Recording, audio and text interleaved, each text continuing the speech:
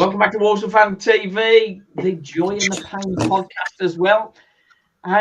This season completes, and this is time to sort of reflect. We've got the crew with us. Let's have a look who we got. We got Rob Harvey in his mansion. My second home. We got Darren. Darren's got a green screen as well, or I think it's a curtain, I think. And we got Super Seb in the retro shirt. Very good. And we got Phil. And I like that image you've got behind you. We remember that. Yeah, it's a memory of Cardiff. Yeah. Fantastic. Well, what I want to talk about tonight is go through the whole squad, who's likely to be here, and sort of just review their performances and that sort of thing. But first of all, Robert put something out. I don't know whether everybody's seen it on Twitter. I thought it was really good, actually. So fair play, Rob. I think we did bottle it at the end of the season, but I mean, all said, not a bad season. Go to you first, Rob. Yeah, like I said, I mean, obviously it's on Twitter and I haven't got it to hand, but for me personally, given where we were back in the November, beginning of December, where we were expecting to lose to Alfreton and hadn't really got a lot going for us, we've done better than what I think a lot of us thought we would. And it's disappointing that we got pretty close to the playoffs and then got battered at the end. But it's an improvement. It's the highest league position. I know we've conceded probably more goals than we have for the last 24 odd years, something like that. But again, on the other hand, we finished in the highest league position that we've finished since we got relegated. So it's weird, really, because in previous years we've never really got battered by teams, and this year we did, Darren. So yeah, it's weird, isn't it? So I couldn't believe this that I know it's obviously points and stuff matter more, but I couldn't believe that we'd lost more games this season than last year. Yeah, well, we were the draw. We've converted a lot of those draws, haven't we? Like into wins. I mean, obviously it's progress, but ultimately I predicted 12th at the start of the season. We finished 11th, so I just think we're very average, personally. And we've got a couple of bright sparks, and I'm sure we'll talk about Hutch later. But if he goes, then I would be slightly concerned because I think, talking of stats, I think we're in the top 4 or something for goals scored from set pieces, but I think we're 21st in the league for goals from open play, which is a problem. And we're 24th out of 24 in League 2 for average possession, which I'm sure we'll get into later on as well. So just to summarise, I think where we are is our ceiling with this style of football and these players. That can change in the summer. Okay. Seb, quite pleased to get 11th, or you're disappointed at the capitulation? Slightly disappointed, to be honest. I think it's just a real missed opportunity, really. I think the teams that have gone to the playoffs this season, I think the standard isn't brilliant. I think, 70 points are getting 7th this season. I think shows you how poor the league is on a whole, really. I think the top 4 teams, MK Dons, Wrexham, Mansfield, Stockport, are way clear in terms of quality, but the rest, pretty mediocre. But like we've said, I think it's an improvement, but yeah, I am slightly disappointed. It's a real missed opportunity, really. Yeah. Phil, when we had that winning run, falling apart at Forest Green, that was the beginning of the end, wasn't it, really? Yeah, I remember coming away from the Doncaster game when we beat Doncaster 3-1 at home. That was the game for me where I thought we played very well, especially considering that they equalised and they were in good form at the time, and then we came back and we beat them 2-1. That was the game for me where I came away thinking we've got a chance here. We've got a real chance to get in the playoffs. I didn't think we'd get anywhere near that, as Rob said. You know, if you look at where we were early on in the season, if someone had said to me just before Christmas, you know, you're going to be in the playoff hunt, I wouldn't have believed them. But we did put ourselves in a good position, and I am disappointed. And as Seb's just said, I do think it's a bit of a missed opportunity to have put ourselves in a strong position and then only taking 11 points in the last 11 games. And particularly I think we've lost 4 of the last 5. And we looked at those 3 home games, didn't we? We said in the last fan chat we had those 3 home games in a row against Bradford, Notts County, and Swindon as being an opportunity to strike, and we only won 1 of those 3 games. So I do think it has ended up being a little bit of a missed opportunity. I think we forget, if it wasn't for Mal Fall's super strike late on against Swindon, we'd have not have won that either. So it was straight in. This is an open one. Matt Sadler just had a new contract. I think I'm not sure what the contract situation was prior to that, but I mean, for me, that extension to his contract seems like strange timing, don't you think? Go Seb. Yeah, definitely. I was saying this to a few pals. I think I'd have waited the first half of next season personally. I'd have waited probably 10 to 15 games. Obviously, like you said, we don't have the contract news really. Could have only been on a 1-year deal. And if we'd have got rid of him after that, I think that'd have been very harsh. But yeah, you've got to back him now. Everyone wants the same goal at the end of the day, to get out of this league. And no matter how much you dislike him or like him, you find him now, because I think Trevelo set up for him to be here in the long term. What I've read in the statement, the club wants stability and improvements going forward. But yeah, I think it was a bit of weird timing personally. Rob, have you seen an improvement in Matt Sadler over the season? I wouldn't say a massive improvement. I mean, I put in the stuff I put on Twitter about when we went on the winning run. So obviously the defence and how we went on the 5-game winning streak. Was it more than judgment? Possibly. Was it any options? Possibly. I think new contract was a very odd time to announce it before your last game of the season anyway. If you were going to do it, surely you just do it in the off season. Yeah. But like I said, it's a bit of a weird one with him. So obviously they came out and said they want front foot football and we're on with the possession stats.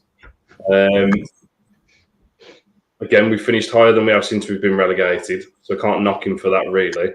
Yes, the league isn't great, but if you look at the goal difference for the top 3 teams at least, they're miles ahead of us.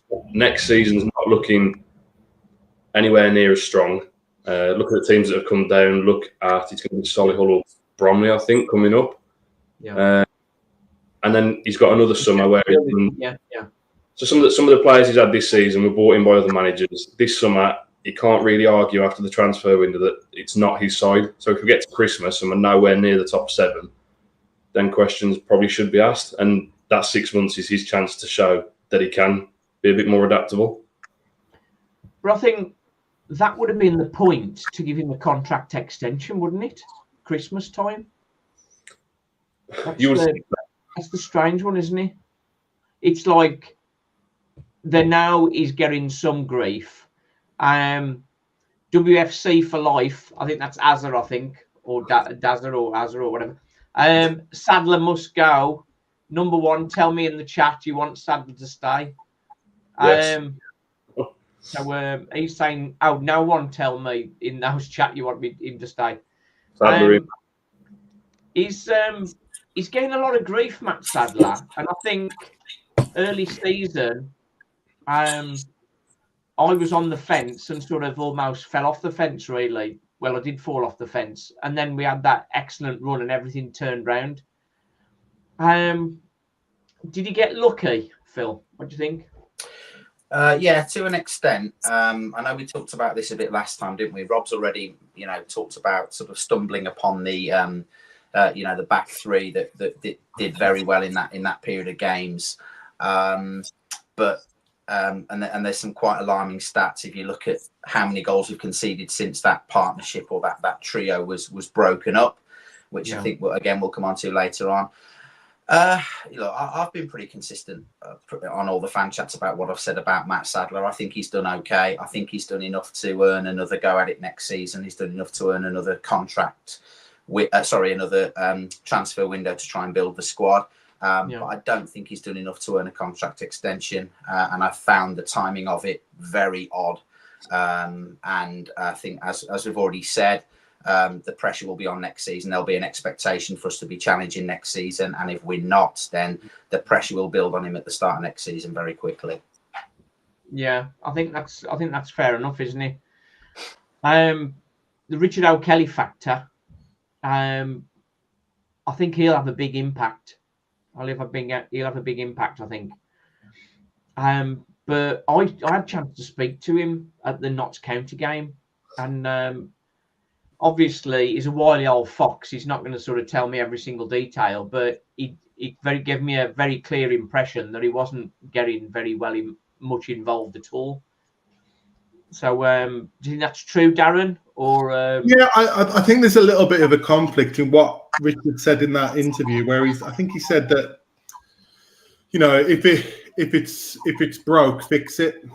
Like, you know, if it you know, rip it up and start again. Now, Sadler's interview on Saturday, which I was very close to turning off 20 seconds in when he said he thought we were the better team.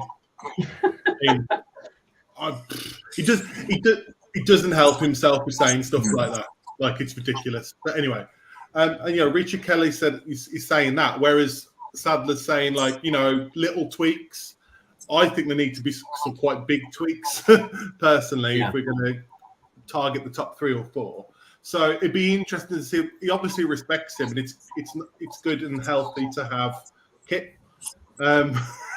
It's like I got a little puppet with me. You know, it's healthy to have debate and different opinions and stuff. So I think that's good that he's got someone to debate, and he obviously respects him. So yeah, but as you say, I don't think he's going to be. He's not a director of football per se. So it'd be interesting to see how that develops. Is what I would say. Okay, and we go to Seb. Yeah, Richard O'Kelly, having that kind of experience alongside Matt Sadler, you would think, like, obviously Gary Waddock as well, Gary Waddock and Richard O'Kelly alongside him, you'd think he'd struggle to fail with that kind of backing. What do you think? 100%. You know, Richard O'Kelly's been in the game a long time, really, hasn't he? You know, it was under Dean Smith. He's probably, you know, the mastermind behind Dean Smith, where we got to in the end. Yeah. And, you know, we'll need these experienced, you know, figures, you know, the likes of Gary Waddock and Richard O'Kelly if we're keeping Sadler for the long term. I've said it for a while. I still has a lot to learn, Matt Sadler. You know, I can't fault him in terms of, I think what he's got spot on is the team spirit.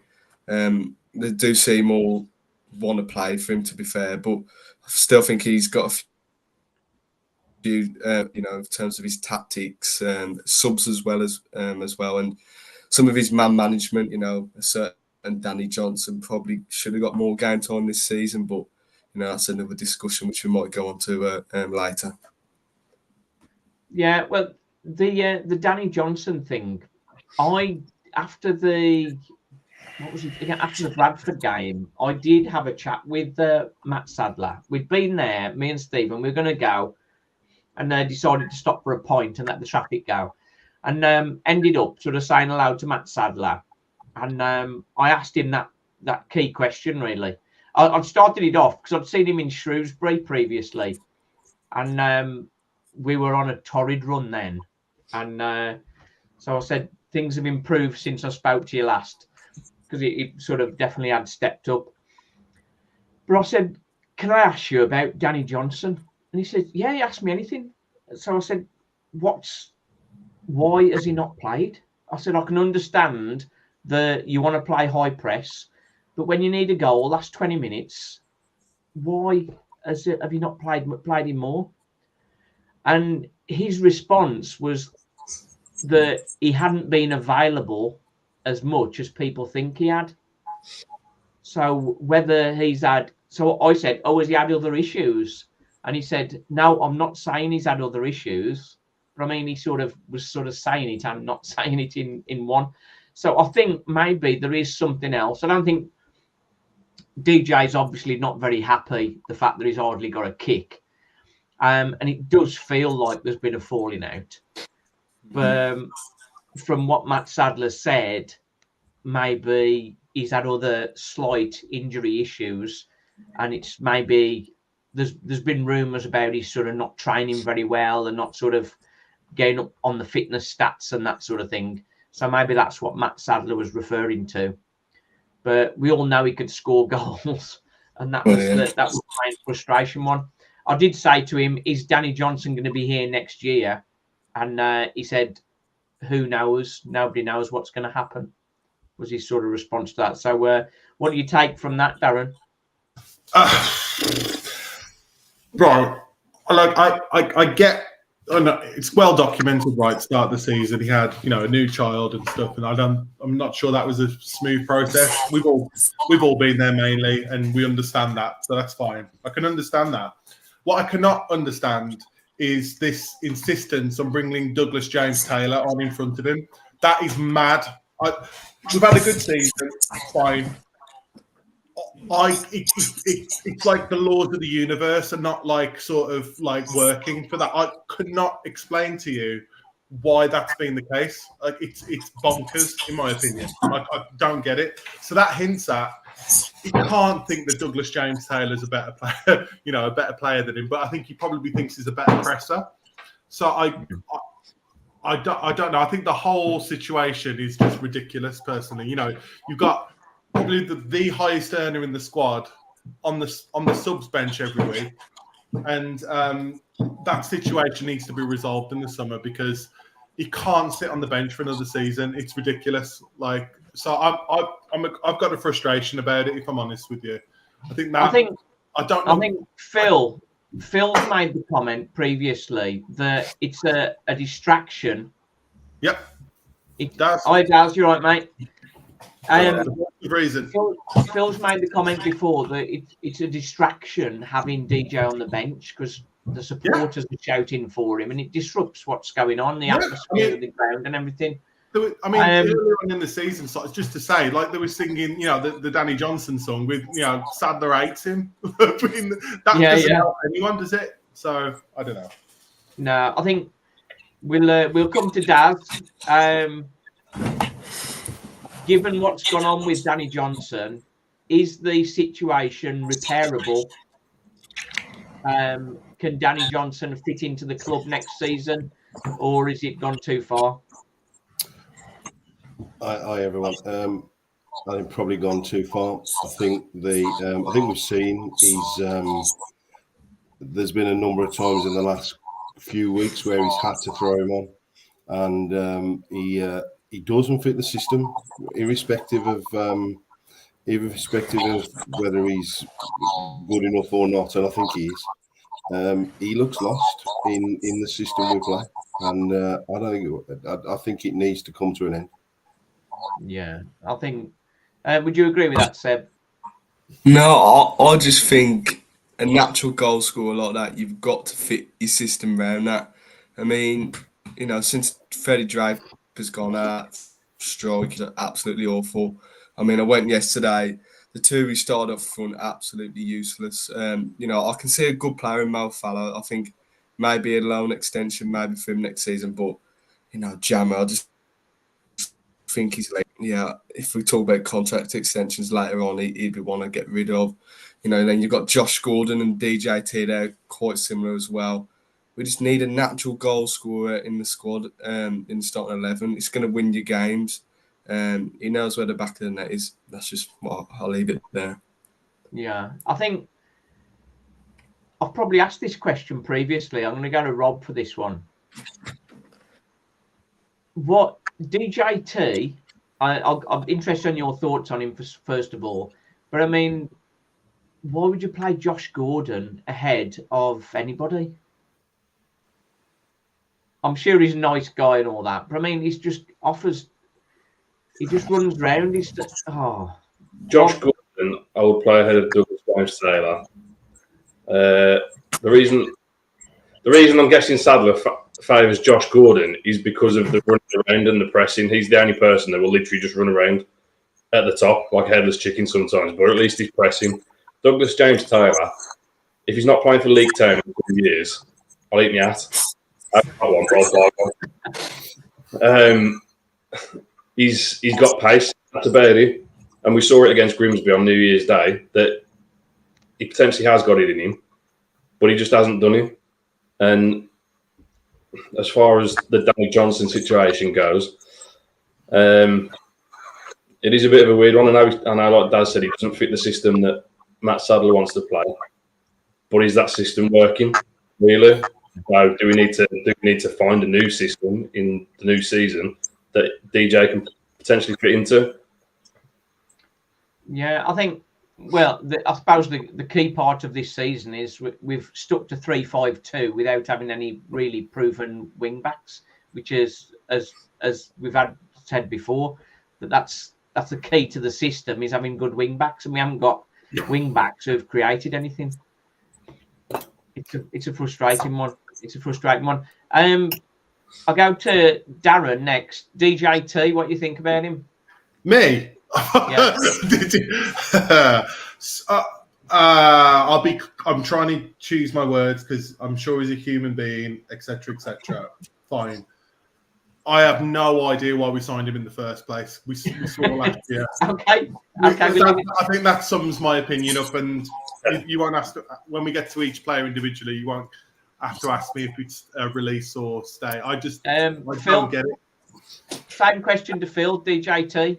Yeah, I said in the first fan chat of the year that I couldn't understand why we're giving him another 1 year contract, and my opinion hasn't changed. Seb? It's just simply not good enough. He wasn't good enough in his first spell. He still isn't good enough. And Darren, you're the same? Daz? I disagree with Darren to a point. I can see why we signed him. I thought he was worth a gamble, but he ain't done enough. I think I thought we put a season's worth of work into him. I thought he was worth another go, but he ain't done enough. I'm the odd one out then because I thought I'm happy to be wrong. But I mentioned him to Richard O'Kelly, and Richard O'Kelly said he just needs another year. And he's had two already. You are. He's had two already. How long are you going to give him? I'd rather have another Cat A academy player and give them a go, like as a gamble, personally. Yeah, somebody who's gonna. Simon, can I just throw something in, please? I mean, I know obviously I spoke a lot about the Danny Johnson thing last time, and I think some people, not everybody, but I think some people slightly misinterpreted what the point I was trying to make. I even had some bloke come up to me in the locker and have a bit of a pop at me saying, "Oh, what's this about? What's this about? Saying you should get rid of Danny Johnson?" I'm like, I'm not saying we should. I'm just looking at it from a a slightly different perspective. I understand all the talk about systems and fitting systems and stuff like that, but I just go back to the quote that Matt Sadler made after the Notts County game. After the Notts County game, Matt Sadler said, you're always going to get lots of chances against Notts County, more chances against Notts County than against most of the teams. And Danny Johnson did not play a single second of the Notts County game. That, for me, says it all about what he thinks of him and where he comes in the pecking order at the moment. The point I was making last time was, I even said if I was Walsall manager, then he'd play a lot more, he'd be involved a lot more. But the point is, I'm not the Walsall manager, Matt Sadler is, and there's clearly something there that he doesn't fancy, he doesn't like. And as I said last time, to me, I think somebody put a comment up earlier on saying either play him or sell him, and that's exactly where I am with it. Yeah, I think that's fair enough. Can I just Simon, very quickly? Why did we sign him in the first place then if Sadler didn't fancy him? That's a question that Matt Sadler can only answer, because if he wasn't going to fit his system, how he wanted to set up to play, why did he sign him? I don't understand. Can you imagine the outrage if he'd have rolled up at Grimsby or Doncaster or somebody else in this league. The amount of grief the football club would have got for letting him go somewhere else, that was enough to have a go. I totally understand what you say, Darren. Totally understand, and you're totally right. But if he'd have gone anywhere else, they'd have got crucified. And he has now. That's the caveat, isn't it? He has, with the songs. I know it's daft talking about a song, but you look on Facebook or anything after the game, Twitter, all the comments are like, "Where's DJ? Where's DJ? Why isn't DJ playing?" So he's made a rod for his own back, I think. And you're right, though. Maybe he was between a rock and a hard place. I don't know.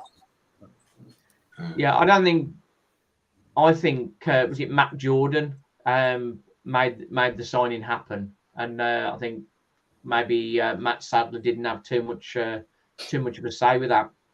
Yeah, I agree with that. We want to.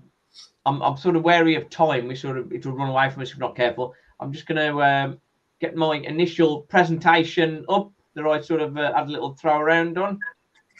Let's see if we find this.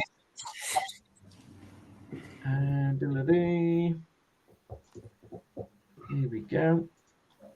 Can we see that yet? Hang on. Right then. So let's click the button.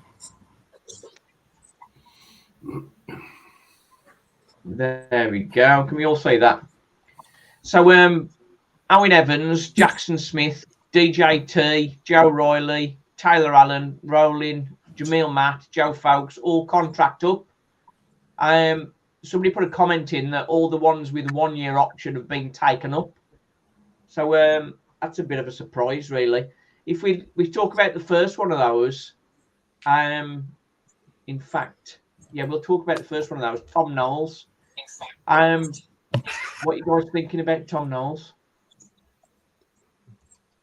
Is that a player that we should be keeping, Tom Knowles? Go on, Darren. We talked about this on you, Jess, didn't we? As a right wing back, absolutely no chance. I hope that sums up I've never known a player wind me up like Tom Knowles. Maybe Liam Kinsella, but Tom Knowles does my head in because we all know he works hard. He's got a bit of pace about him, etc., etc. His final ball into the box is ridiculous. It's beyond a joke now. And I think we saw with the goals on. You were there. I don't know who else was there. I know you were there, Daz. The amount of space that was afforded on that left-hand side of Wimbledon to get those crosses in, especially in the first half, is just symptomatic of the fact that he is not a right wing back. Right. So if we are going to insist on playing this system, for me, no chance. If we're going to play a 4-2-3-1 or 4-3-3, I can understand it, even though his output's not great. But for me, absolutely not. But I think he will. So that's my passionate opinion over with. Sorry. If we remember at the managers forum, he pretty much said, Matt Sadler, the Tom Knowles and Ocean, he'll play them wherever just to get him in the team. So he's obviously in love with Tom Knowles of some respects. But we can see from Joe Fowkes. Joe Fowkes nearly had as many assists as Tom Knowles, and he's only played half the games. Oh, it's a frustrating one. Aramidi Oti, he's not played, is he? If we gave him a contract extension, where are we going to play him if we do give him an extension? Because we weren't playing him before he got injured. Rob? Yeah, just get rid. Pointless, wasting the wage, really. He's not going to be on. He won't be the most expensive, but he's not going to be the cheapest. He's come from another League Two club. Just beat him off. He's not really played, as in he's not really doing anything for us. So the thing is, when he did play, I thought he did very well. Could he play up front? Could he play up part of a front two? What do you think, Seb? No, I'd probably say he's more of a wide player, winger, and unfortunately, if we're going down the 3-5-2 option, he just doesn't fit the system. Good, chucky player, but yeah, I think we can improve on him and But he's had his injury problems this season, hasn't he? So yeah, I'd probably look to move on. Yeah. Okay. Daz, Harry Williams. What do you think? I'd keep Ote, by the way. I'd give him another go. Yeah. And, where would you play him, Daz? Williams. Where would you play? Where would you play Ote? I think he can play up front. I do. So and Williams, given the year he's had, there was something there. I wouldn't imagine he's kind of doing too much damage to the playing budget. I'd probably stick with Williams as well. Want to go to Phil for the keepers, Owen Evans and Jackson Smith. What are you thinking? I'd keep Jackson Smith and I'd let Owen Evans go. I think Owen Evans has had a bit of a torrid season in one way or another. Although to be fair, he wasn't too bad in the first half of the season. But I think when he picked up the injury, I think it was against Barrow, his season kind of fell apart from there. And Jackson Smith, I think, has come in and done a pretty solid job. So I would expect he will keep Jackson Smith and probably, I would imagine Owen Evans is probably looking elsewhere, regardless of whether we offer him a contract or not. I think, bearing in mind some of the things that have happened in the second half of the season and some of the stick that he's got, if I was him, I'd probably be looking elsewhere. I think it seems like a time for a fresh start for him. But I'd keep Jackson. Just extension of that. I don't know, not sure who wants to take this one. Jackson Smith, maybe this is a good one for Daz. Jackson Smith, can Walsall get promoted with Jackson Smith in goal? Oh I'd absolutely keep Jackson Smith. I think he given a few games he's played, I think he's had a stellar second half of the season. It's liable we'll lose them both for what it's worth. I can't see Evans kind of beating down the door to re-sign. I think he will look at his options, and if Liam Roberts can get a job in the Championship, Jackson Smith can get a job in the Championship. He might want to play rather than be a substitute, but for me, Jackson Smith absolutely. So Jackson Smith for our number one for next season, that would be ideal. I'd be giving him a 2-year contract now, 2+1 in our favour. I'd give him a straight 3-year deal. He's got enough about him. Yeah, I'm pleased. I quite like him actually. I've had a few chats with him and that sort of thing. So pleased with that. Owen Evans, I think probably he's on the way out. George Barrett, I don't think he's got the experience, has he, for a backup keeper at this stage. He'll be on loan, won't he? Yeah, we put him on a loan, shall we? Season loan somewhere. So we're going to need a backup keeper, experienced Clayton Ince kind of character. That would be nice, wouldn't it? I would pay good money to have Clayton Ince back for a season. That was hilarious, brilliant. I just love Clayton role when he got the ball. He did a commando role. That was. I just loved it whenever anybody got Clayton Ince.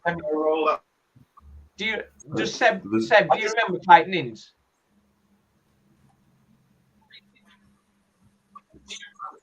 Seb, did you see Clayton Ince, Seb? No, but that's a bit too early for my time. When he got mid.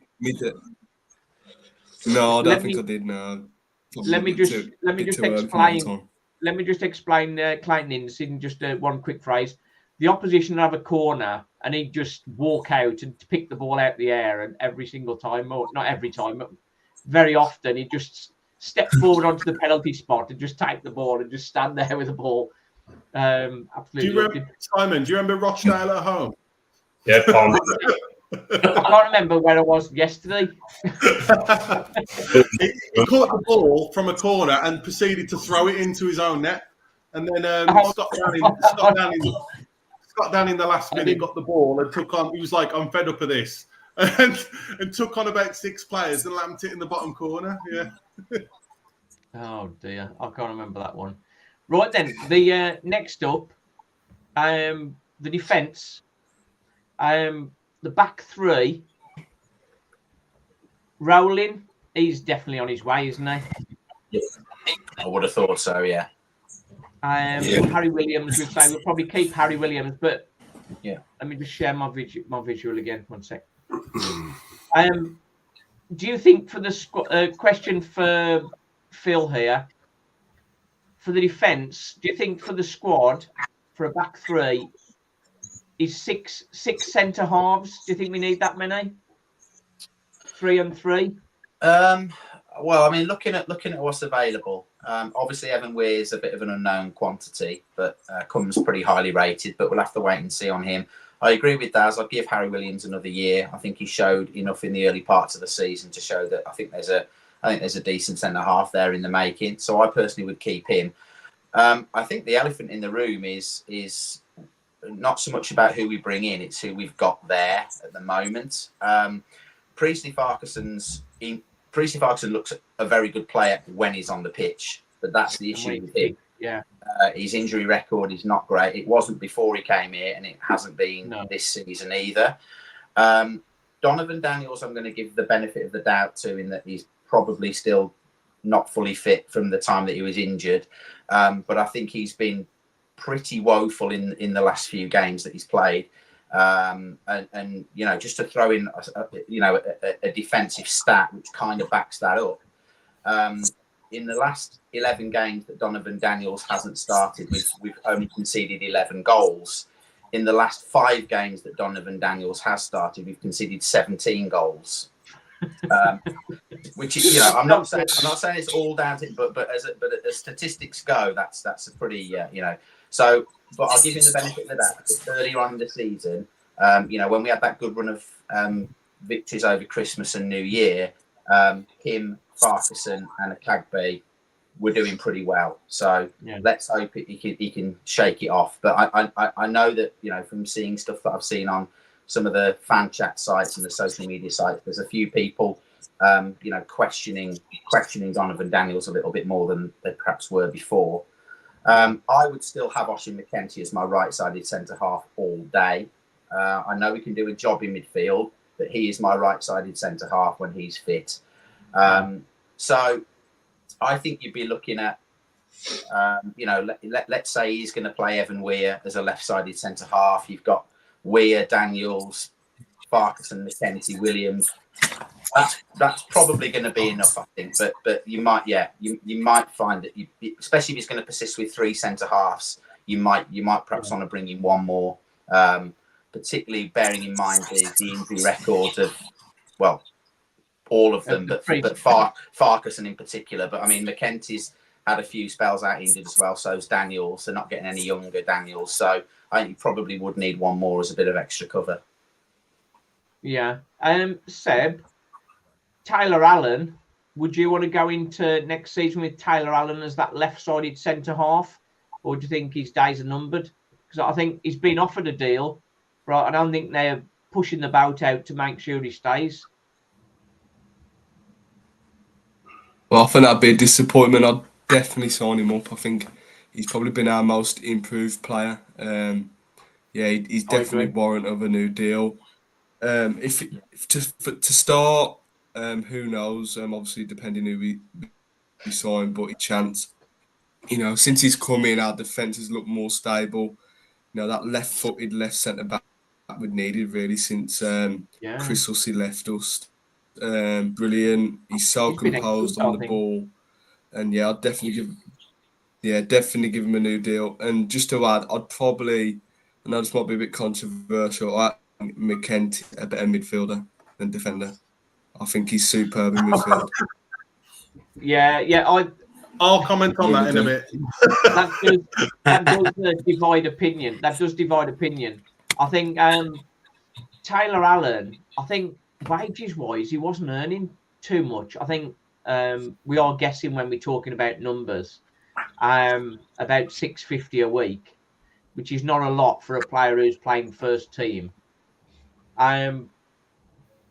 Maybe the rumour I hear is they've only given him a very slight improvement on his wages there, so he could go elsewhere with a decent offer. And I think other teams in League Two will see what he's done, and he'll probably end up going. But I mean, for me, right now, I'd rather have him ahead of Evan Weir. Because Evan Weir, we haven't seen anything of him. We don't. I've seen some of the highlights from some of the Drogheda games, and his highlights are taking free kicks rather than defending. I think defending is perhaps it's not merely a massive strength for him. Go to Rob. Taylor Allen. Is that somebody that you'd sort of push the boat out to make sure we kept? I wouldn't push the boat out massively, but I'd like to keep him. I think Weir will be back up. Bit of a curveball, but I think that you might see one of Daniels and Farquharson leave. Yeah, Don't know why. I think I'm feeling that one of them two won't be here next season. if I'll put this one to Daz. Could we finish in the top 7 with Donovan Daniels, the Priest, and Taylor Allen as a back three?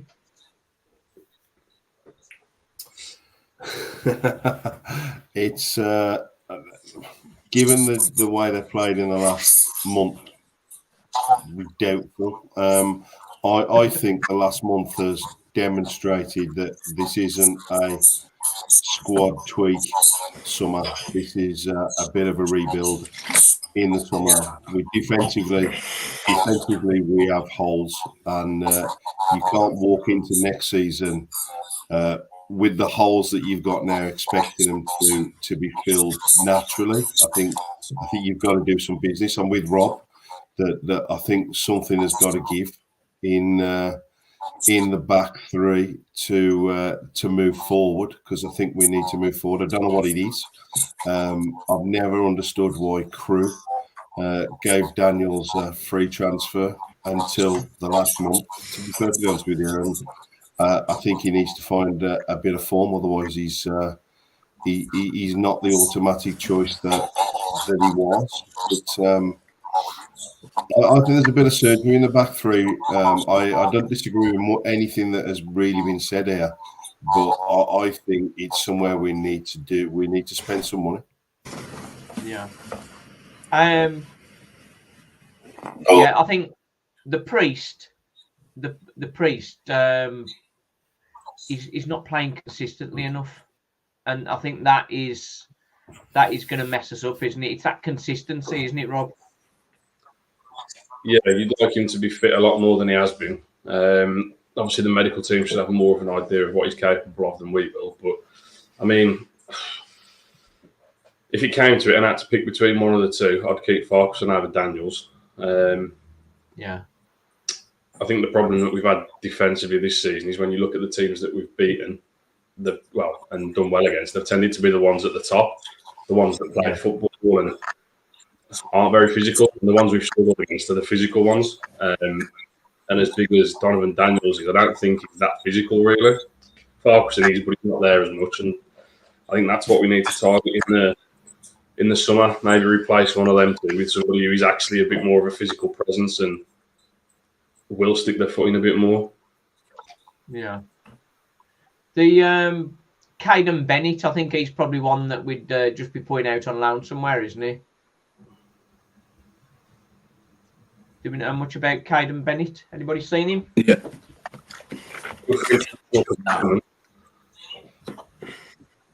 Say again. Good for international postponements and Kits and Nevis. Yeah. That was more for other people's benefit. I think Matt Sadler, not sort of getting carried away on Matt Sadler, but I think he tried to get Daniels in too soon when everybody else was doing okay. So I think that does concern me. He sort of almost threw Daniels back in before he was ready. So it makes Daniels look a bad player when the other players were doing okay. So that's a frustrating one, isn't it? That's his decision making again. But then when you've got Waddock and Richard O'Kelly, they're going to be talking to him, so they've got to be part of that decision. So that is a difficult one. Let's look at our strength. Wing backs. Go to Seb first. Liam Gordon. is he good enough? 100%. I voted for him for player of the season. I think he has probably been our most, probably alongside Comley at times.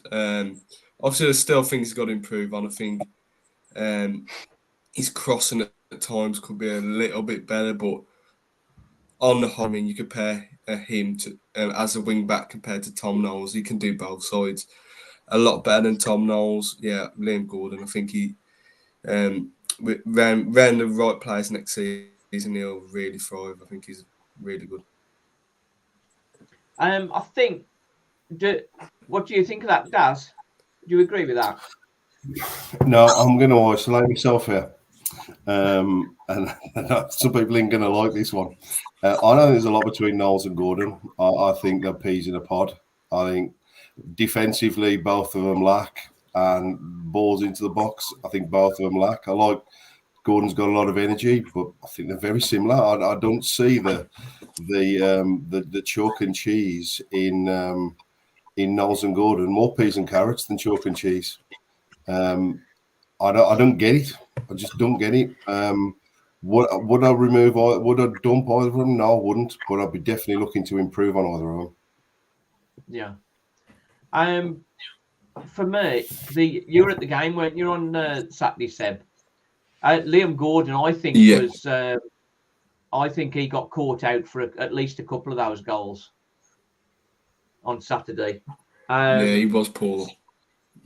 And as far as assists, I know we can't just look at the stats, but I mean, the stats don't lie in some respects. Liam Gordon's assists this season and Tom Knowles for wing backs, they're just not creating enough goal scoring opportunities. As much as I like both of them, they're not creating enough chances for us. Phil, what's your thoughts on the two of them? Well, I was just going to say that. I mean, if you look at the last two games, the Wimbledon game and the Bradford game, it's been an absolute masterclass in how not to defend crosses. I think all 8, I might be wrong, but I think all 8 of the goals that we've conceded in the last two games have all come from crosses. Now, there's two elements to that. There's stopping the cross coming into the box in the first place, and then there's defending it when it does come into the box. And we're not very good at either at the moment. So that, as far as I think it's as much about the system as it is the personnel, but I don't think either of them press hard enough or close enough to stop balls coming into the box. I mean, when you've got Andy Cook in the penalty area, there's one thing Andy Cook can do is head across into the net. So you stop it at source. And we just didn't work anywhere near hard enough in the Bradford game to stop the balls coming into the box. And the same again yesterday. I mean, the first 2 goals, their left back had absolutely all day to, take a touch, have a cup of tea, and then whip the ball into the box. And then when it did come in, the defending was pretty woeful all round. So there's massive red flags there for me on both sides. I think Liam Gordon, I think we all like him when he goes on these great marauding runs down the left. And he does show some real good trickery and some good intent and some good positive play. But I do agree with Daz to a point in terms of the delivery from both sides. It's not good enough. It's not consistent enough. And just on those two, obviously I think Liam Gordon's here anyway, but Tom Knowles, I would probably give him a contract, but not as a right wing back. I'd probably keep him as an attacking option. But yeah, I agree with Daz. I think wing back is an area. If we're going to play 3-5-2, we've got to look seriously at what we do with our wing backs, because I think I'd keep Folks as well. But I'd keep developing him. I wouldn't have him as my first choice. I think he's still got work to do, but I would keep him and have him in the squad as a backup in that position. But I wouldn't have Knowles anywhere near it personally. I'm glad you mentioned Joe Folks, because he is one that's out of contract. And I think we could all potentially see him leaving. I'm sure Kidderminster would love to have him back. He's created nearly as many chances as Liam Gordon and Tom Knowles have. by game. He's been more creative, and he, by his own admission, he's a right back, not a wing back. But he's delivered better balls into the box than either of them two. And perhaps he's whether he's a better defender is up there for discussion. But what do we want from our wing backs? We want them to be excellent at creating opportunities and getting us up the pitch, or do we want them to sort of make sure we're stopping balls going into the box? But that's the point, Simon. When you're a wing back, you've got to be able to do both. Yeah, and that. It's well, part, the thing is, part of the role. You've got to be able to do both.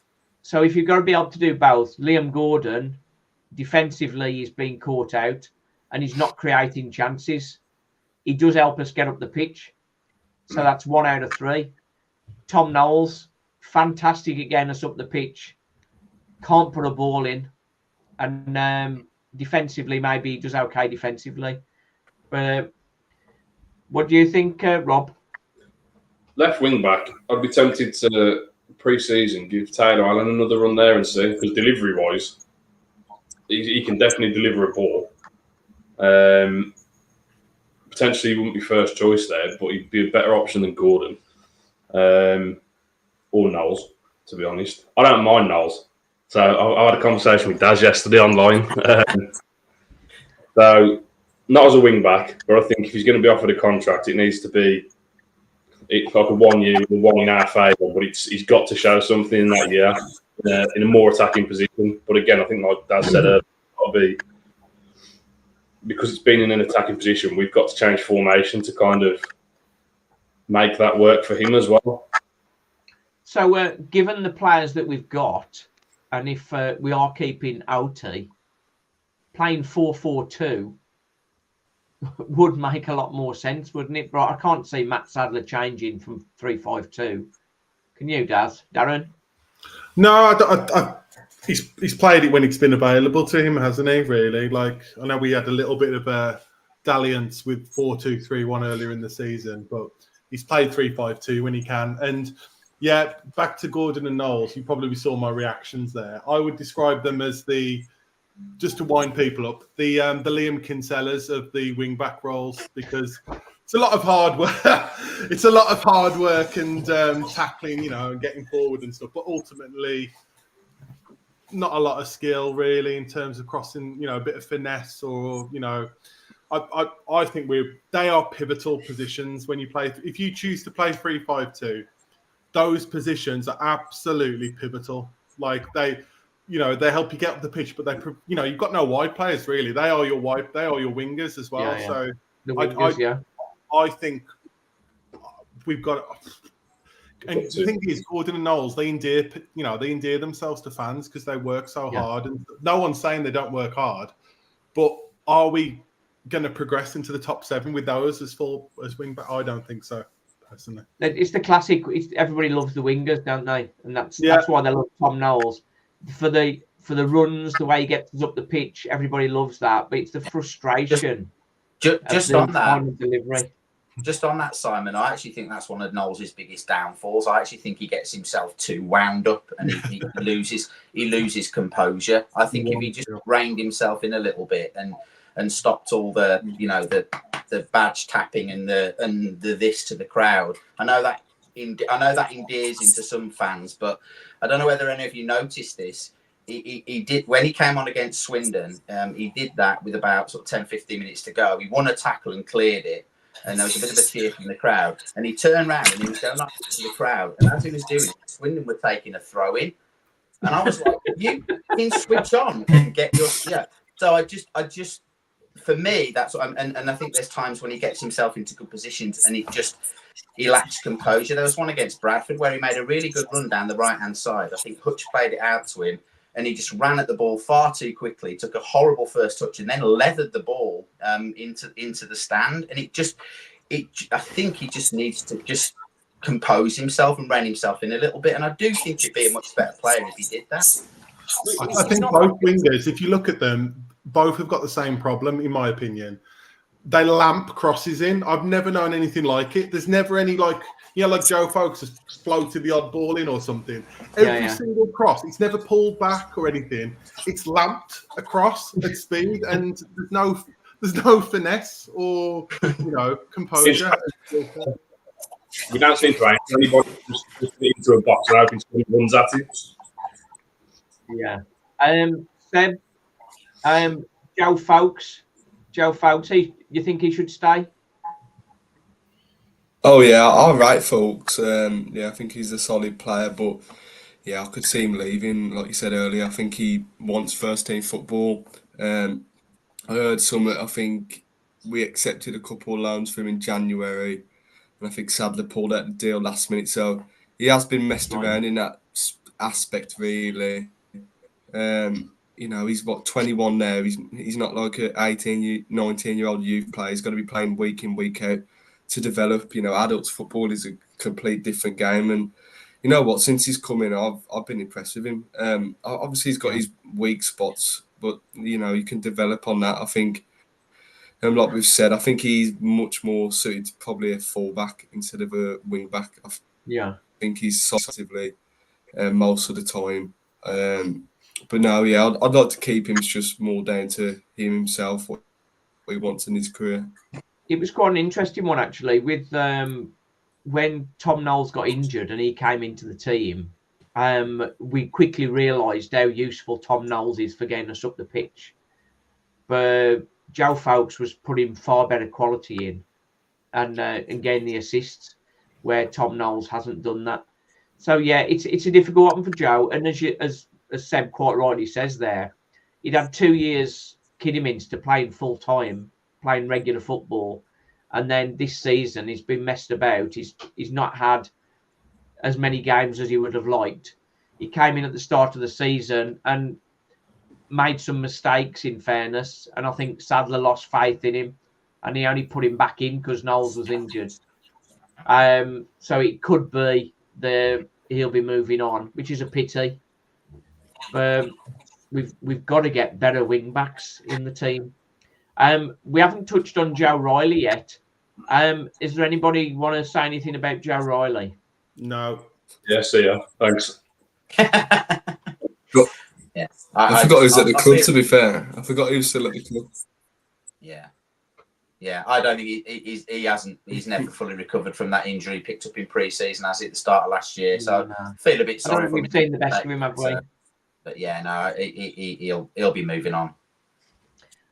Next one I want to talk about is Ronan Mayer. Ronan Mayer has been playing left wing back for Walsall and doing very well there. That is a couple of levels down, or a few levels down from League Two. Could he forge a place as a wing back for Walsall next season, Daz? You want to get to Rob first, because I think Rob's got a pretty good idea. Oh, go on, Rob. Not a prayer. I've been to watch him for Walsall toward the end of the season, and he's been playing right wing back, left wing back. There's no chance on this earth he's a wing back. He's done all right there, possibly because of the level he's playing at. But I mean, and it's not all down to size, but look at the size of him. He wouldn't have a chance. He's more of he's a 10, isn't he, really? If you're going to play him somewhere, he'd be a 10. The kind of person that he's not going to get involved defensively. He's got to bulk up massively still. He has bulked up, but I think he's got to bulk up a lot more. He's going to be first choice for us next season in any position. Technically, he's very, very good, but he's the kind of person that you would have to build a team around to do the work for him, because I don't see him being that kind of a player to run back and start making tackles. But as a wing back, he's got no chance. I'd rather have Knowles. Yeah, I saw him against Darlington, and he didn't get enough of the ball for me, because every time he got the ball, he just ripped him apart. And I can't understand why Walsall didn't play him in that cam role, because I think that is where his main strength is.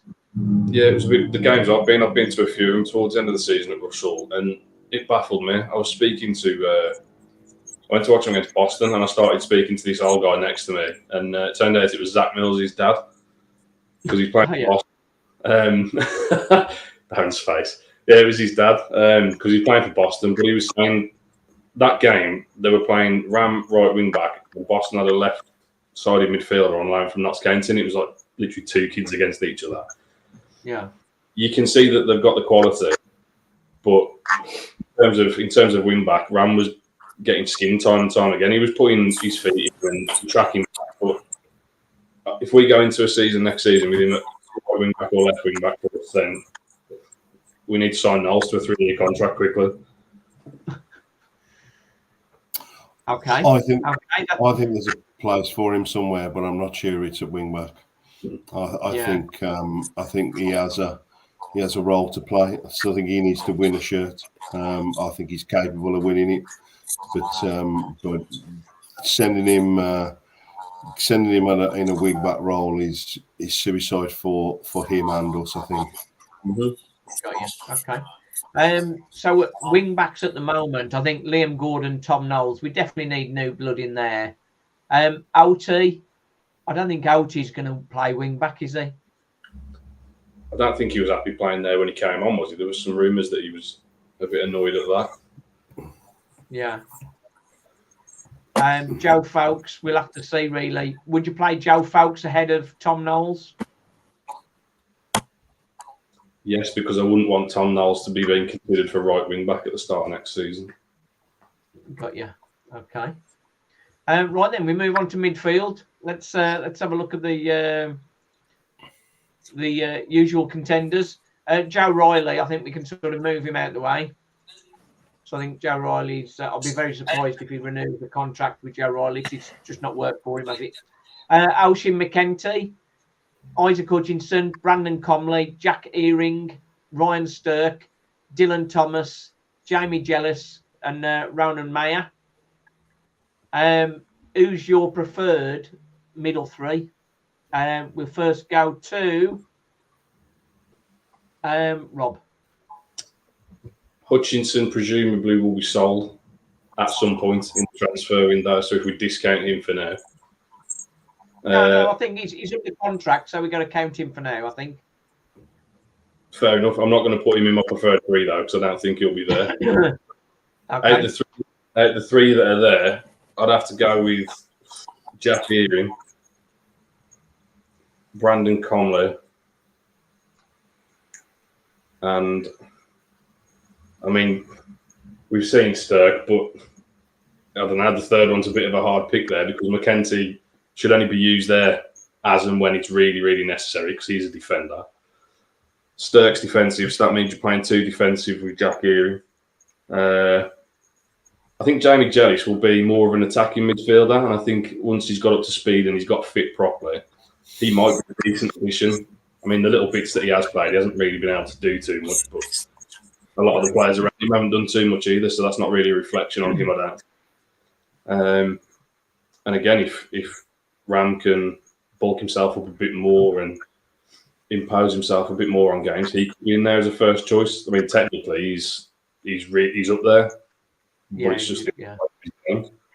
So I'll definitely go with them too. The third one out of them, Hutchinson isn't there, then I don't know where we'd go.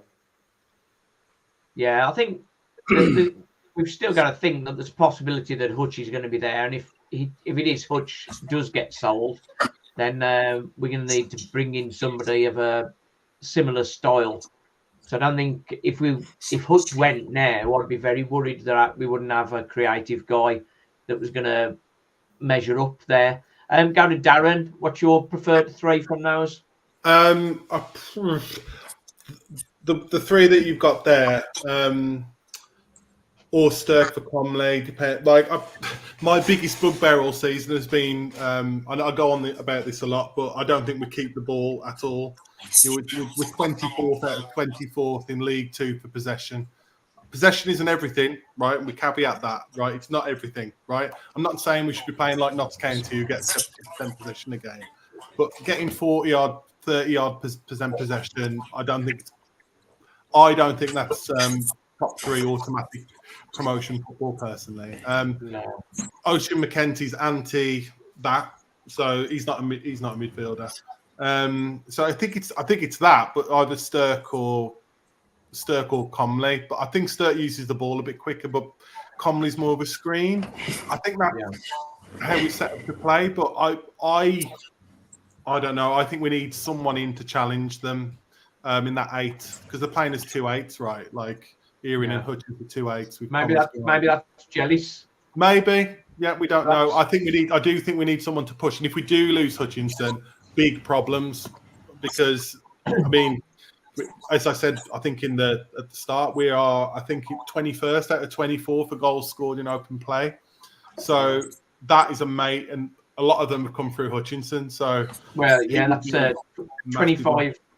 Was it 25, 26 involvements from Hut? We move on to Phil.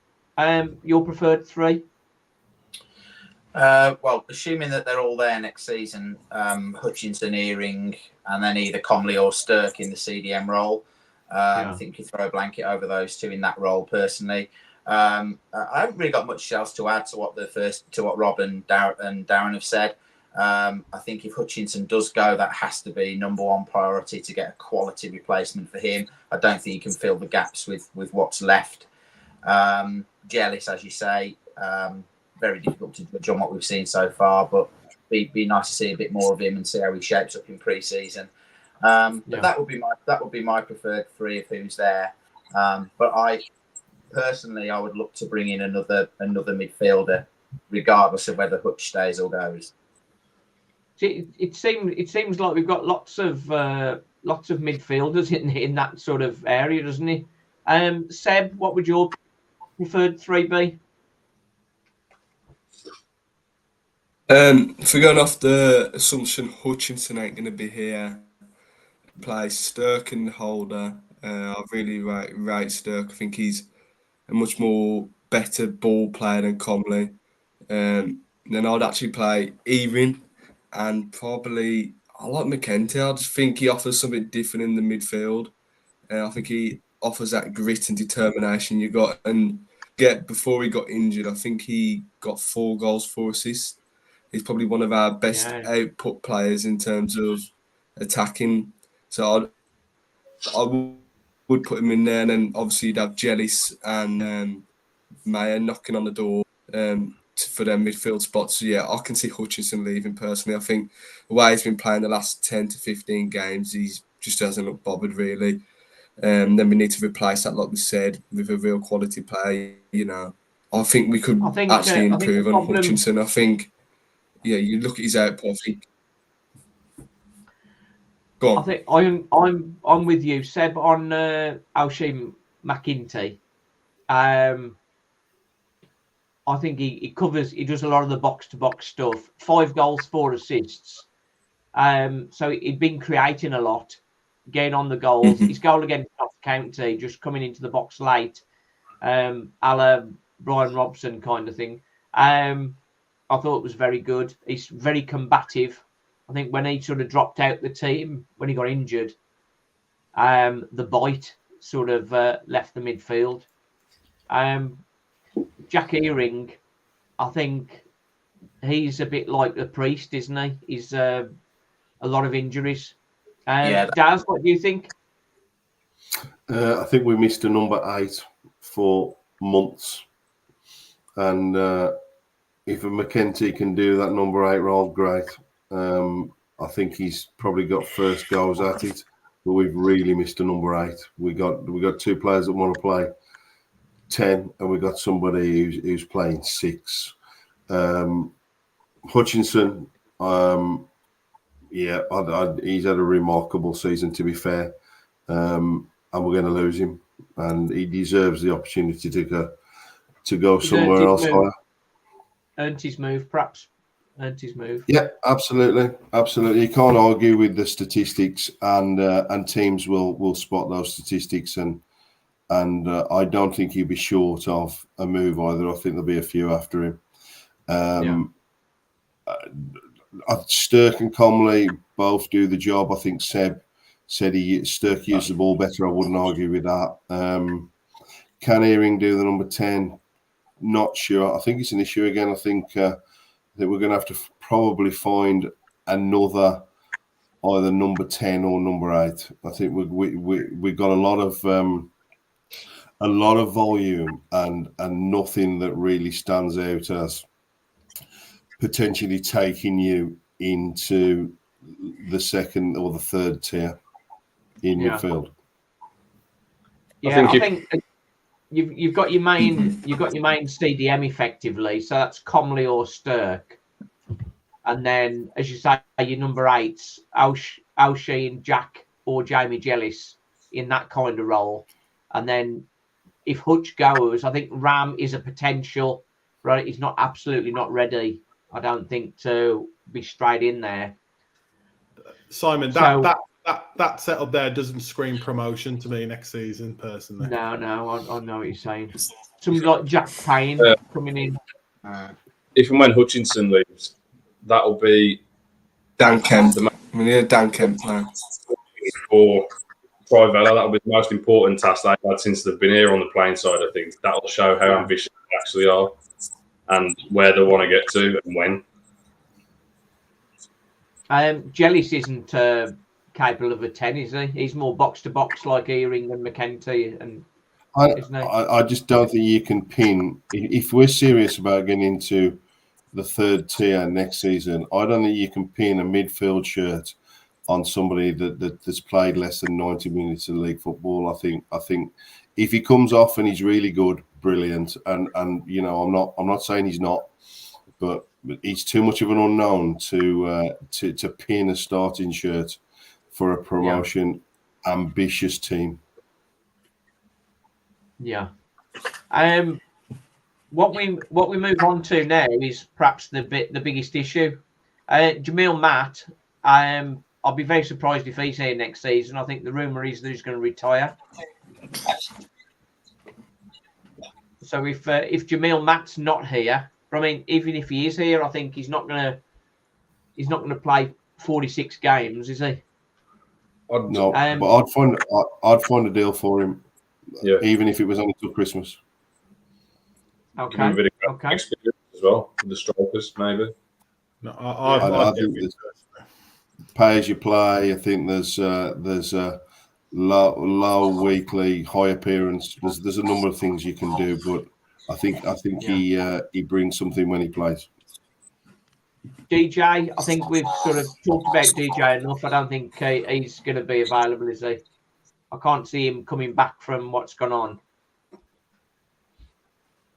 And DJT, I think you guys have completely disagreed with me on that one. It's maybe a loan for him if they do. I'll drive him. He's out of contract, isn't he? Out of contract. Yeah. Cheerio. Yeah. Yeah. So you think he's going to be gone? You think? Jay Leyden and Charlie Ragg, they're probably loans, aren't they? Ote will be gone as well. There he'll then go. OT, maybe we will get OT because he'll be the only strike we've got.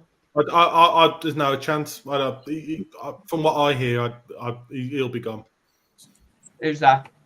Ote. OT. He won't be here next year. He's been fit the last 5 weeks.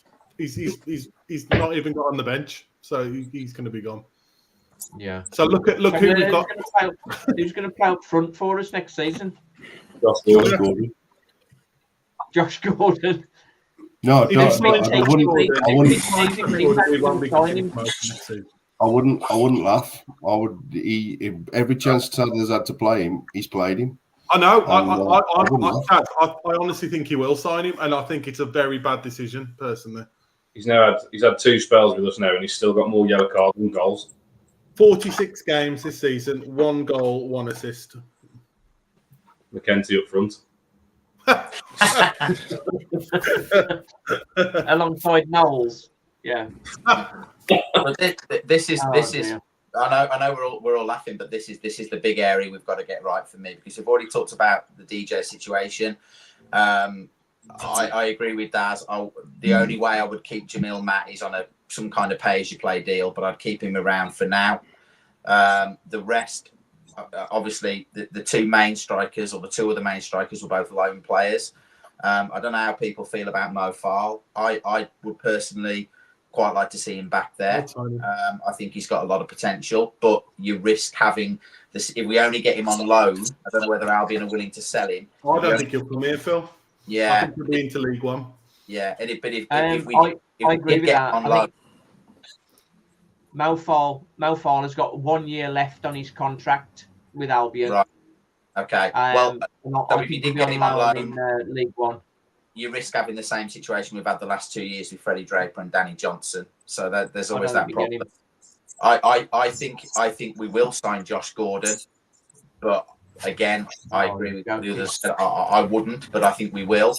I think we're assuming DJ's not going to be there as well. I think we're 2 good strikers away from having a chance next season. If we sign Josh Gordon, then you can ignore top 7. That's the intent, isn't it? If we go out and make, because I think he's under contract to Burton as well, so we'll either have to pay or actually pay money for him. Which no, don't do. Oh, yeah. I think the key thing is with Danny Johnson. Also, we don't know what he's earning, but you presume he's going to be the top earner. If we sell him, reportedly $4,000 a week. Well, if it is that if we can sell him, that's his wages gone. But if we loan him out, we need to make sure that whoever's loaning him is paying his full wages. Oh. I think we can all see though that this for me is the major area of surgery. Like we do need. I think we need some reinforcements other areas of the pitch, but in terms of the whole unit, we've got the other way of looking at it positively. He can wipe the decks clear with strikers, and Matt again. I understand if we could get him on the pay as you play, but there's a great opportunity to invest and get a proper attack forward line that's effective at this level. My fear is, like we've just discussed, he'll give Josh Gordon a contract, and it would it wouldn't surprise me if he gave DJT an extra year as well, and that would be the sum of all fears. Talking of ex-players with Josh Gordon, just one I've been thinking of. What about Sawyers coming back because he's getting on now? And then he's not going to do the high press, is he? I think he's the sort of player we need to get promoted. But I don't think Sadler wants to play that way. He doesn't want to play that way. Oh, I'm nervous. I'm nervous about the strike force for next season at this stage. Yeah. Almar Bogle is reportedly available. He wouldn't be a bad striker, would he? He's got a good record in League Two. But Phil keeps teasing me with this. We're going to sign Josh Gordon. We better not. We will. As much as I like Josh Gordon, he's not a striker. He's not going to score. He's not going to score the goals to get us into the top. I think he'll sign him. I genuinely think he'll sign him. Yeah, I do as well. Well, I believe he said in January that he tried to sign him permanently rather than on loan. I just want to just throw in this as well. I mean, I know people say about Josh Gordon works hard, and yeah, he does work hard. We all know he puts a good shift in every time he puts a shirt on, and he presses from the front, and he defends from the front. We all know that, but I just want to throw in a quote from a former manager that I played under for quite a while, and he once said that saying a professional footballer works hard is the relationship equivalent of saying that someone's got a nice personality, which I think is an interesting quote. It's kind of like, yeah, it's all well and good, but you ultimately need a bit more than that to excite you and to get where you want. So, yeah, that's kind of where I am with Josh Gordon, really. The thing is, they've all got to work hard, haven't they? Again, same with Tom Knowles. Same with Tom Knowles. He works very hard, but where's the end product? Where's the end product? Further to the conversation I had with Matt Sadler, I talked to him. I said, one thing we need to make sure of for next season is we've got 2 strikers that are actually our strikers. So we avoid this being pulled around in January again. And his comment was, they're the expensive ones. And that's where the problem is. That's the problem, getting them. That's where you need the money, isn't it? You look at Mansfield, the strikers that Mansfield have got, and most of the other teams in the division that have done well have got lots of options up front. At the end of the day, we're spaffing 4K a week on Danny Johnson. And not playing him. Yeah. Not playing him. Look at the quality of the league we're going to have next year with who's coming down and potentially who's coming up. If we can't compete with them teams, the league then we may as well just not be in it. Oh. What's this Can one? I have that in writing? I might show you that again. Well, it has been. I think it has been a tough league. We've had some big teams in there, so I think it is a bit easier. I'm just catching up on some of the comments before we finish. Where do you personally think Daniels fits in the team? As I don't think he's good enough anymore. If we're serious, we need a player who is solid, not clumsy. Oh dear, that's a bit much. I think Daniel, he needs to be fit. That's the key. He's playing players when they're not fit. Like I said, I think one of the more confident will go this summer. I think we maybe even both of them, because you want somebody who's going to play. He can play, can't he? Another comment there, Fallen Maniac, about Tyler Allen. I agree with that. Jacko in goal. Yeah, let's hope we've got there. Oh dear, it is a tough one. Where's the? I fell behind on the comments, so I do apologise for that. After Saturday's result, I thought it couldn't get any worse. Then I hear Matt Sadler's got in a new contract. So that's one. Oh dear, I don't know what to say really. We'll have to see what happens. It's interesting though, Simon. Can I just say, like, we've had an improvement this season, but I'm just looking at us all. We're all like I don't sense a wellspring of like optimism. Like, even though we finished 11th and we've improved, I don't know. It just seems. I don't know if it's. I don't know. It just seems very weird. I think we all sort of said, didn't we, at the start of the season that we saw it as kind of like an improvement season and put building blocks in place for next season. But I just think with what's happened recently and with looking at the squad and the things we've just discussed, I just think we're at a point where there's still as many questions as answers, and I think that's why people are still a little bit cautious as to which road it's going to go down going into next season. I've got a question for everyone. It's what I put the post I put on Twitter about Matt Sadler. So obviously this season, if you just go on league positions, we've improved, finished higher than we have since we've been relegated. Matt Sadler's first season as a manager, and okay, he's made a mistake. But if we had a more experienced manager, say Carl Robinson or somebody else, Graham Alexander, whatever, and we'd finished where we'd finished exactly the same, would they be getting as much stick as Matt Sadler is? And is Matt Sadler just getting it because he's the perceived cheap option? Yes. Yeah, I think there's a lot to. Yeah. On, I think the expectation will go up next season. I think that's where he'll be judged. Personally, I mean, I think that's a great point, Rob, and I think that's why people are a little bit tetchy with him.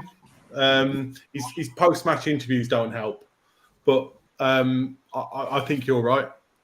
Yeah, I think people. I'm not going to comment on the post-match interviews. Must be media training. Every manager we've seen. Yeah, it's mad. We're from Walsall. Just say we've lost 5-1. Just say we weren't at the races today. It's not good enough. Don't say we've played, but like we lost 5-1. We're awful. Just we're from Walsall. We're not like not pretentious. Just I like you said, Rob. It must be media training or like this positivity. It just doesn't wash for me. I don't like. I think sometimes it's the questions they get asked as well, which is sometimes an issue. But we can't go into that too much, or I'll get in more trouble from them. I think Fallen Maniac. I think Akagbu's contract with Stoke is out. Would we want to sign him on a free transfer? Yes. Just signed a new 1-year deal. Has he? Signed a new deal. Yeah. Yeah. So that's out of date. Then that's not happening. I would have. Tony Cliff from Wrexham. How old's he? Ben Tozer as well, supposedly. At least if we sign him, we can say somebody's actually got a decent long pro. That's another. Can they throw it to our players? Tom Knowles struggled with that, I think. It winds me up. Not a long throw. Tom Knowles' long throw, that isn't a long throw. Yeah. Of all the players, he's the one that can throw it the farthest, I think. Yeah, Phil Bray saying no to DJT and Josh Gordon.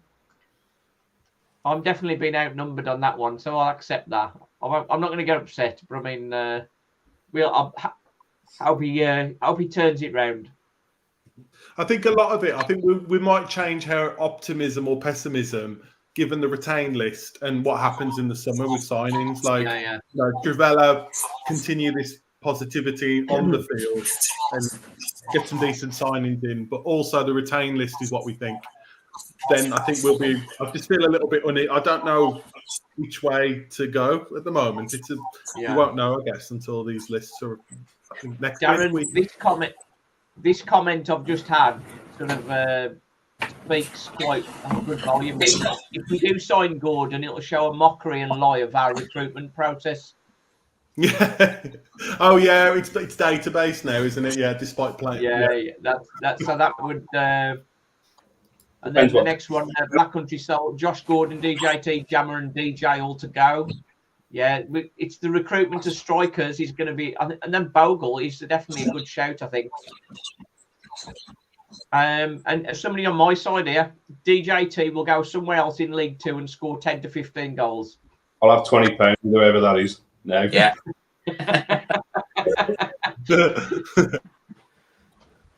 you know, DJT, his accuracy on shots is one of the best in the team. It's his conversion that's perhaps the problem. Is that an official stat, Simon? Because let me get. I mean, if it, that chance that fell to him at Wimbledon yesterday, if there'd have been 3 goals lined up next to each other, he wouldn't have hit the target. Oh, that didn't. I did cringe. I did cringe when he had that chance. So I was talking to Mark. I was at Mark's place, and I was talking up DJT, and then he came on, and then he had that chance, and it was like, oh no, that didn't do my didn't do my predictability very good. DJT 3 goals, 1 assist. Shot accuracy 62%, which is only second to Freddie Draper. McKenty scored more goals with DJT as well. Yeah, McKenty.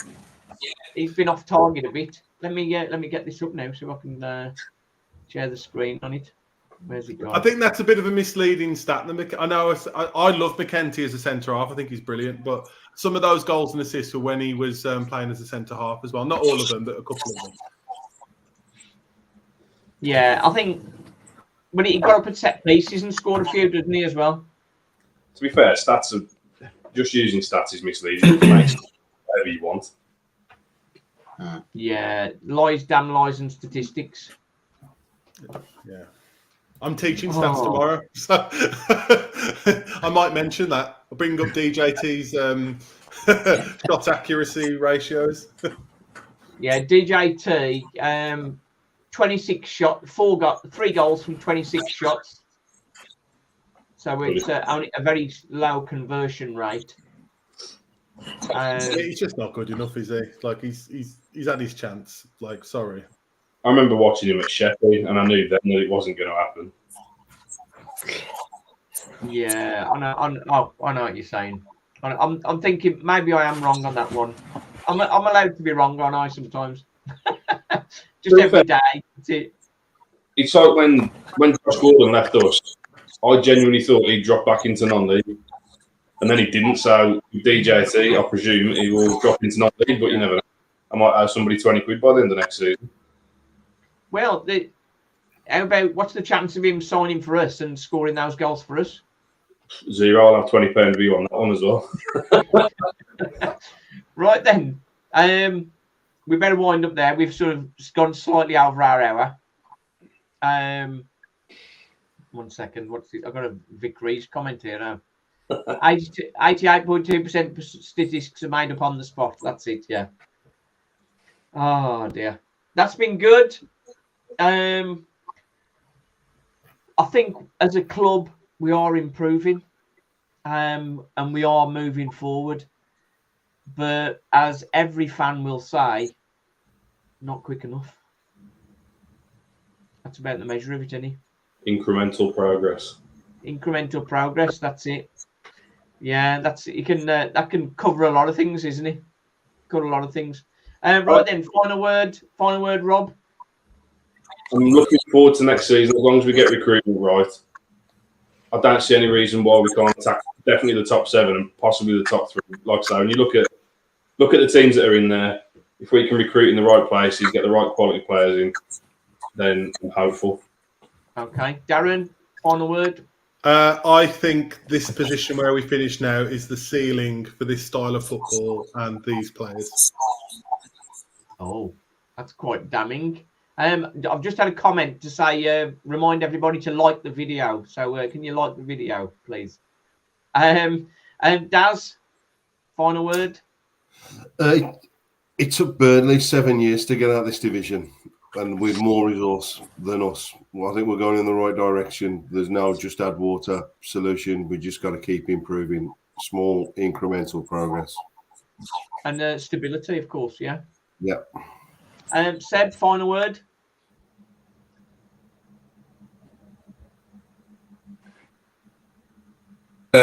Improvements, definitely. I mean, it couldn't get any worse than the last couple of seasons. But like we said, good foundations to build upon. But we've got to get that promotion next season. Got to get promoted. Yeah. Phil, final word. Yeah, final word from me. One thing we haven't touched on tonight, just the support, which I think this season has been absolutely excellent, particularly away from home. I think it's been, is it 8 or 9 matches this season where we've taken over 1,000 fans away from home. Yeah.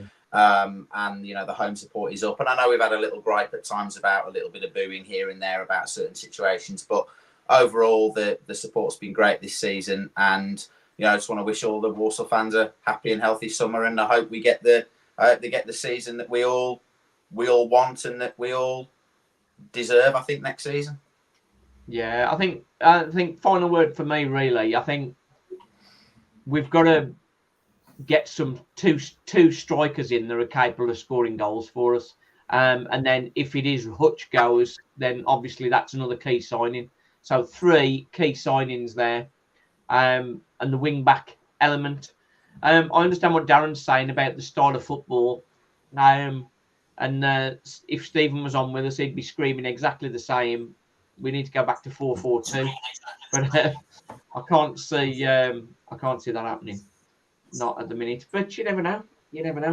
Right then, it's been a long one, but it's been a good one. So thanks very much for coming on. Cheers, Rob, Darren, Daz, Seb, Phil. First class, mate. Yeah, nice one. Thank you very much. And League's final comment. And buy Simon's books. Nice one. Cheers, everybody. Thanks for coming on. Cheers. Cheers.